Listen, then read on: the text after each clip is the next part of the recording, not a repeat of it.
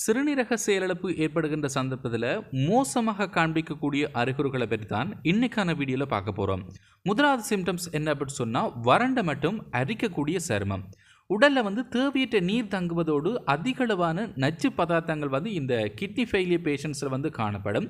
குறிப்பிட்டு சொல்ல வேண்டும் அப்படின்னு சொன்னால் யூரியாவாக இருக்கட்டும், கிரீட்டினைனாக இருக்கட்டும், அல்லது ஏனைய கனிப்புகளாக இருக்கட்டும், இவை பார்த்தீங்கன்னு சொன்னால் அவர்களுடைய உடம்பில் அதிகமாக தேக்கமடையும். இதனால் தோல் பார்த்தீங்கன்னு சொன்னால் வறண்ட ஒரு தோற்றத்தை அளிக்கும். கூடவே அரிக்கின்ற அல்லது ஒரு எரிச்சல், அரிப்பு இந்த மாதிரியான பிரச்சனைகள் இவர்களுக்கு ஏற்படுத்தும். ஸோ பொதுவாகவே இந்த தோல் வியாதி ஏற்படுகின்ற சந்தர்ப்பத்தில் சிறுநீரக நோய் பார்த்தீங்கன்னு சொன்னால் சம்மந்தப்படலாம் அப்படின்றத தெரிஞ்சு கொள்ளுங்க. ஆனால் 100% இது சிறுநீரக நோயினால் தான் ஏற்படுகின்றது அப்படின்றத கண்டிப்பாக கிடையவே கிடையாது. இது கண்டிப்பாக எப்படி கன்ஃபார்ம் பண்ணலாம் அப்படின்ற ஒரு கன்ஃபியூஷனில் இருப்பீங்க. அதற்கு நான் கடைசியாக இந்த வீடியோவில் ஒரு சொல்யூஷனை நான் உங்களுக்கு தந்துடுறேன். இரண்டாவது, வழக்கத்துக்கு மாறாக அடிக்கடி சிறுநீர் கழித்தல் பிரச்சனை ஏற்படும். இது பொதுவாக இந்த நீரிழிவு நோயாளிகளுக்கு கூட ஏற்படக்கூடிய ஒரு நோய் அறிகுறி தான்.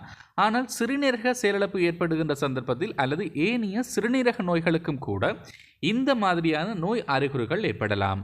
மூன்றாவது முக்கியமான சிம்டம்ஸ் என்ன அப்படின்னு சொன்னால் சிவப்பு நிறத்தில் சிறுநீர் வெளியேற்றம். இது பொதுவாக சிறுநீருடன் பார்த்தீங்கன்னு சொன்னால் ரத்தம் கலந்து வெளியேறுகின்ற சந்தர்ப்பத்தில் இந்த மாதிரியான சிம்டம்ஸ் காணப்படும். ஒருவேளை சிறுநீரகத்தில் கற்கள் காணப்படுகின்ற சந்தர்ப்பத்திலோ அல்லது ஏனைய சிறுநீரகம் சம்பந்தமான பிரச்சனைகள் ஏற்படுகின்ற சந்தர்ப்பத்தில் சிறுநீர் சிவப்பு நிறத்தில் வெளியேறும். இது கண்டிப்பாக மிகவும் பாதகமான ஒரு விளைவை ஏற்படுத்தக்கூடிய நோய் அறிகுறி. சற்றும் தாமதிக்காமல் உங்களுடைய மருத்துவரை நாடுவது சிறந்தது. நான்காவது, நுரைத்தலுடன் கூடிய சிறுநீர். இது பொதுவாக அதிக கவனம் எடுத்துக்கொள்ள வேண்டும். என்ன அப்படின்னு சொன்னால் சில பேருக்கு இந்த பிரச்சனை கால வேளையில் காணப்படும். அதாவது அதிகளவான நுரையுடன் கூடிய சிறுநீர் வெளியேற்றப்படும். இது ஏனைய சாதாரண நிலைகளுக்கும் பார்த்தீங்கன்னு சொன்னால் இந்த நிலை பொருந்தும். ஆனால் சிறுநீரகம் பாதிக்கப்படுகின்ற சந்தர்ப்பத்தில் நுரையுடன் கூடிய சிறுநீர் அதிகமாக வெளியேறும்.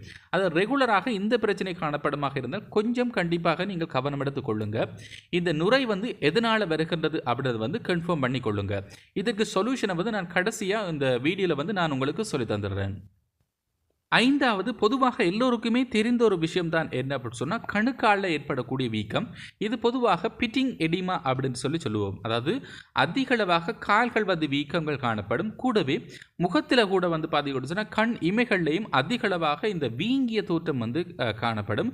குறிப்பிட்டு சொல்ல வேண்டும் அப்படின்னு சொன்னால் காலை வேளையில் அதிகளவாக இந்த சிம்டம்ஸை அவதானிக்கக்கூடியதாக இருக்கும். இது கண்டிப்பாக சிறுநீரக செயலிழப்பிற்கான ஒரு அறிகுறியாக இருக்கலாம். இது பற்றி அதிக கவனம் எடுத்து உங்களுடைய மருத்துவரை நாடி உங்களுக்கான இந்த ஆலோசனைகளை நீங்கள் பெற்றுக்கொள்ள வேண்டும். சரி, இந்த மாதிரி சிம்டம்ஸ் உங்களுக்கோ அல்லது உங்களை சார்ந்த யாருக்கோ ஏற்பட்டிருக்கும் அப்படின்னு சொன்னால் இது எப்படி வெரிஃபை பண்ணி கொள்வது? அதாவது சிறுநீரக செயலிழப்பினாலோ அல்லது ஏனைய சிறுநீரகங்களினுடைய அந்த நோய்களுக்கான அறிகுறியாக இருக்கலாம் அல்லது ஏனைய காரணங்களால் இந்த சிம்டம்ஸ் ஏற்படலாம் அப்படின்ற ஒரு கன்ஃபியூஷனில் கண்டிப்பாக இருப்பீங்க. ஸோ இதற்கு பெஸ்ட்டான ஒரு சொல்யூஷனை நான் உங்களுக்கு தந்துடுறேன். சிம்பிளாக பார்த்தீங்கன்னு சொன்னால் நீங்கள் அதிகளவாக பணம் செலவழிக்க தேவையில்லை. 3 டெஸ்ட்டை செய்திருங்க. முதலாவது பார்த்தீங்கன்னு சொன்னால் சீரம் கிரியேட்டினைனோட சீரம் யூரியா டெஸ்ட். இந்த 2 டெஸ்ட்டையும் முதல்ல சேர்த்து செய்திடுங்க.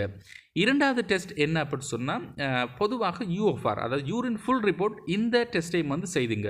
இது குறைந்தளவு செலவில் நீங்கள் செய்து கொள்ளக்கூடிய ஒரு பரிசோதனை. மூன்றாவது பரிசோதனை என்ன அப்படின்னு சொன்னால் ஃபுல் பிளட் கவுண்ட், அதாவது உங்களுடைய இரத்தத்தில் உள்ள சிவப்பணுக்களினுடைய எண்ணிக்கையை பார்த்தீங்கன்னு சொன்னால் இதில் நீங்கள் பார்க்க முடியும்.